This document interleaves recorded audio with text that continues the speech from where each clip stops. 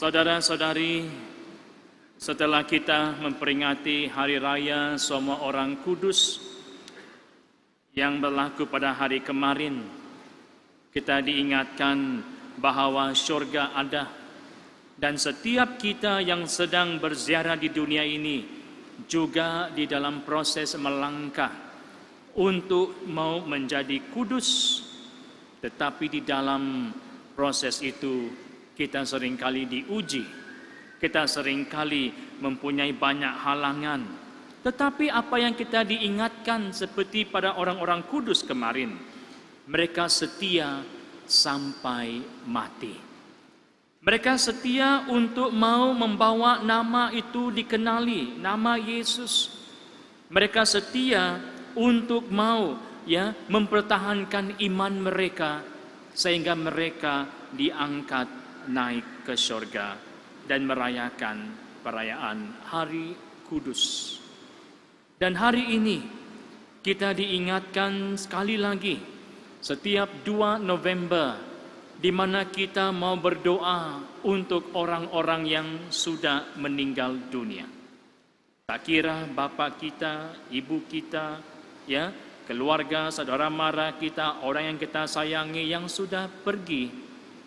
Kita dipanggil untuk mau mengingat berdoa, memohon rahmat daripada Tuhan agar semua roh-roh yang sudah meninggal ini untuk terus diingati dan didoakan. Kemarin pemberkatan kubur diawalkan disebabkan oleh misa kudus pada hari Minggu ini yang tidak dapat dielakkan.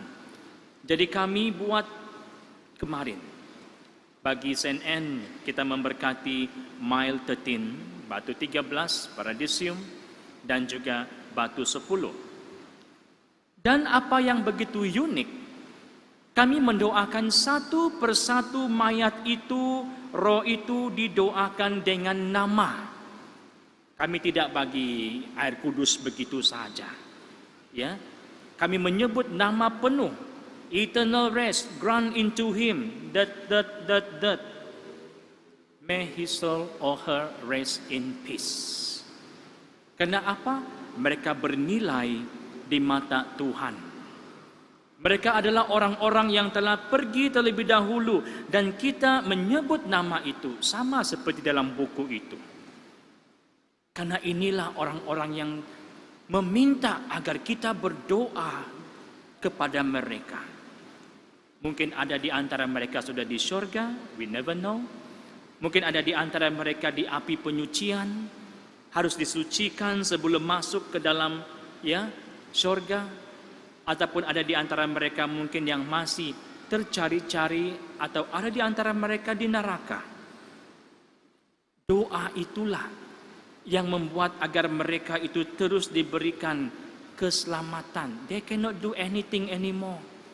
Mereka hanya mengharap untuk kita agar dapat membebaskan mereka, terutama sekali yang berada di api penyucian, agar mereka itu dikuduskan. Saudara-saudari, hari ini khusus kita mengenangkan dan berdoa untuk para arwah, semua orang beriman yang telah meninggal dunia. Setiap kali apabila kita menghantar keranda ke depan gereja, bagi prinsip Father, saya akan menunggu keranda itu, bukan keranda itu yang menunggu padrinya. Kenapa? Mereka datang, disambut, dan mereka dihantar pulang juga disambut oleh Tuhan.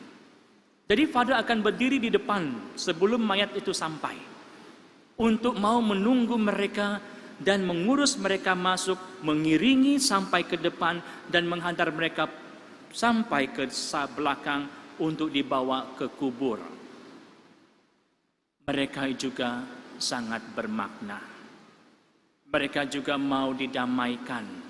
Mereka juga mau didoakan. Tapi bagaimana dengan kita yang masih ada di dunia ini?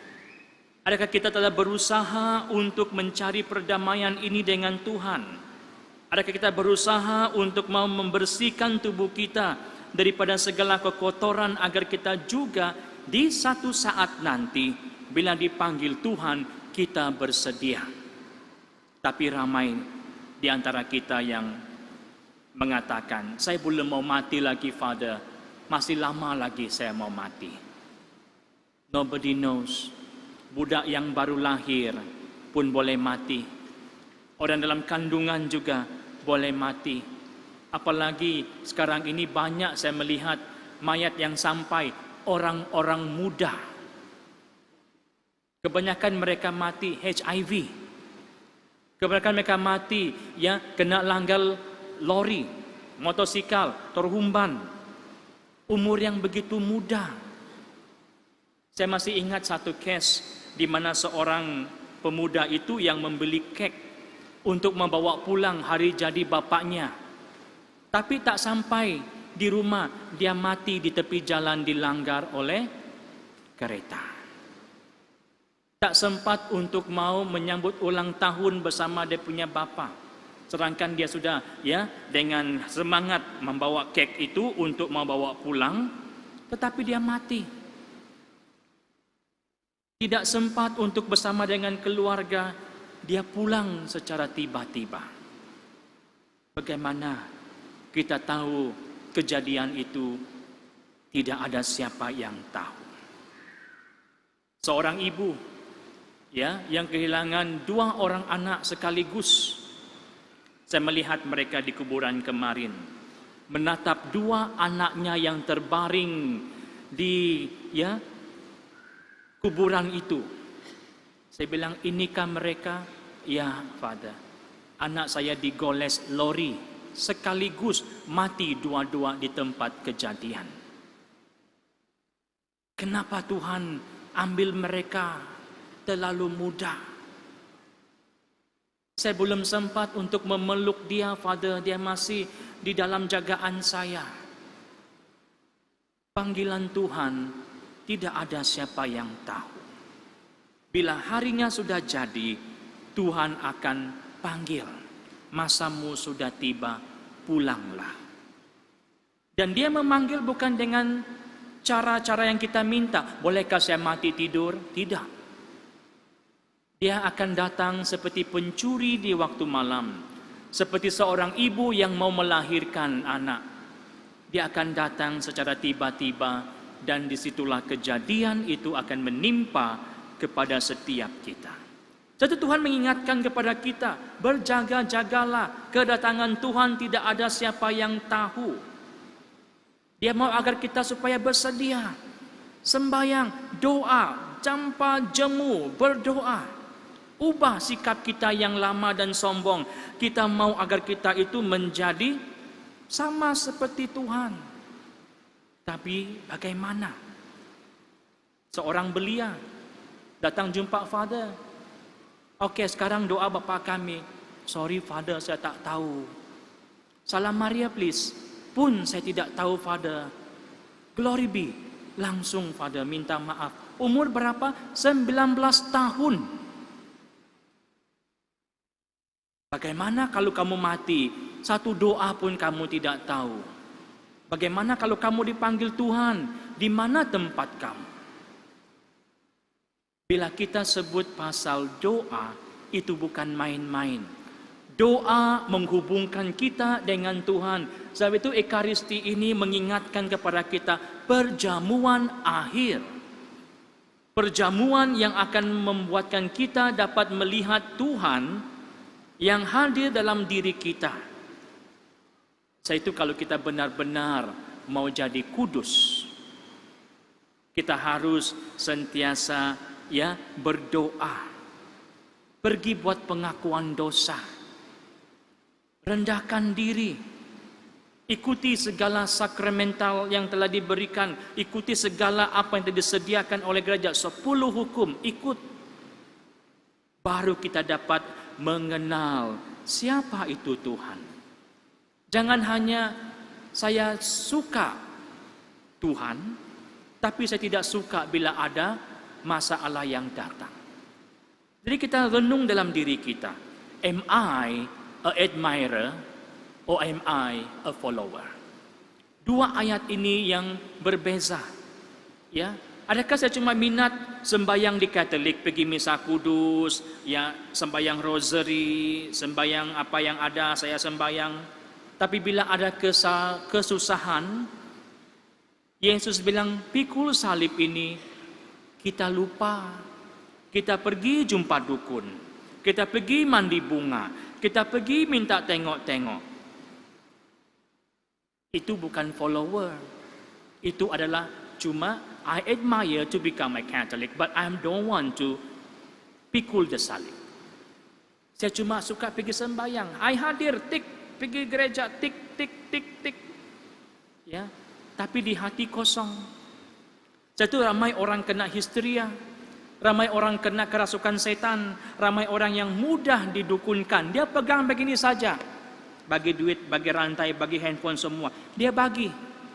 Kenapa? Di dalam ini kosong. Coba kalau kita itu mempunyai hubungan dengan Tuhan, dia ketuk macam manapun badan kamu, kamu tidak akan kena jayau. Karena apa?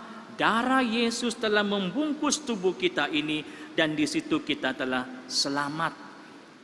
Tapi banyak orang tidak percaya. Banyak orang bilang sudah sakit baru kenal. Boleh tolong bagi rosary, Father, Alkitab, baru kenal. Kalau dia tidak sakit, dia tidak akan kenal Tuhan.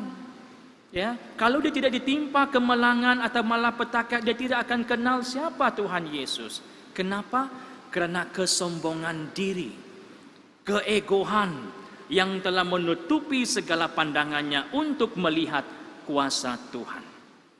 Jadi bila Father pergi kuburan kemarin, satu persatu nama itu disebut. Satu persatu percikan air kudus melihat wajah mereka digambar. Ya, ada yang mati terlalu muda, ada yang mati dalam keadaan yang ya sudah anak beranak dalam satu. Kasihan. Tapi itulah kejadiannya, di mana semua kita, saya dan kamu, tidak terkecuali one day kita juga akan berada di dalam peti kematian. Dan disitulah kita akan lihat di mana saya. Di pintu penghakiman akan terkeluar semua apa yang telah kita lakukan di dunia ini. Sekarang kita tidak nampak. Sekarang kita rasa, oh belum lagi my time. Sekarang kita rasa bahwa, nantilah saya akan berubah. Saya itu banyak yang saya dengar bahwa tidak menghormati ibu bapa, lawan ibu bapa, benci ibu bapa. Ya kalau boleh saya mau bunuh bapak saya mau bunuh mama saya. Mereka lupa dari mana mereka datang. Dan saya kasih tahu mereka, itu bapak kamu, itu mama kamu. Kenapa mau bunuh bapak kamu? Saya benci pada. Asal saya pulang rumah, saya kena asal saya pulang rumah, Teguran ibu bapak itu untuk membuatkan agar kita supaya, hey, ikut nasihat orang tua. Tapi kita tidak mau ikut. Dia bilang, tengok bapak saya bukan pergi sembahyang, mama saya pun tidak pergi sembahyang, apalagi saya, Father, ada aku Kesa. Saya cuma mampu berdiam dan melihat, kalau begini, bagaimana kita nanti. Itu 2 November.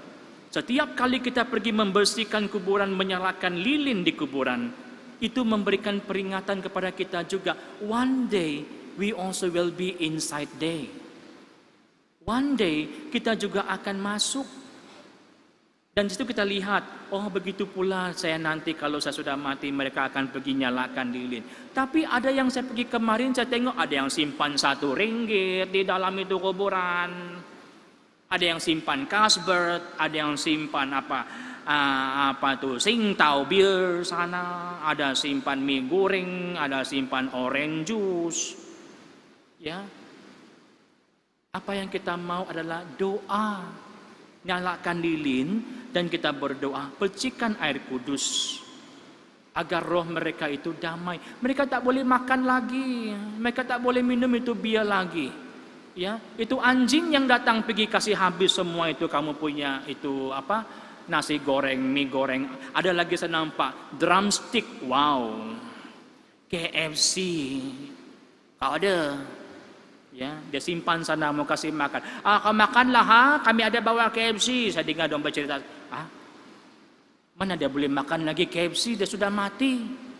Dia hanya tunggu doa saya. Itu penting, dia tunggu doa. Saya itu kita perlu bagi, kalau boleh setiap sebulan, bagi mereka offering, mass offering for the soul, untuk roh mereka itu diangkat, didamaikan, ditenangkan, diselamatkan. Bukan pergi hantar mie goreng di sana kuburan. Ya, mau ketawa tapi takut dosa.